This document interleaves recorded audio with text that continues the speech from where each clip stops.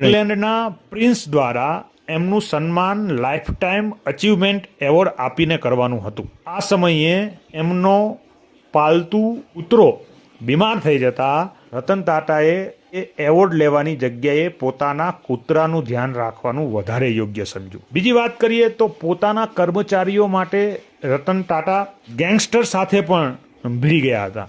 આ પણ એમનો કર્મચારી પ્રત્યેનો પ્રેમ દર્શાવે છે. ત્યારબાદ રતન ટાટાને પોતાની કંપનીમાં કર્મચારીઓના ઘટાડાની આવશ્યકતા ઊભી થઈ. એ સમયે તેમની કંપનીમાં 78,000 કર્મચારીઓ કામ કરતા હતા. એમાંથી 40,000 કર્મચારીઓને એક સાથે છૂટા કરવા પડે એવી સ્થિતિ હતી.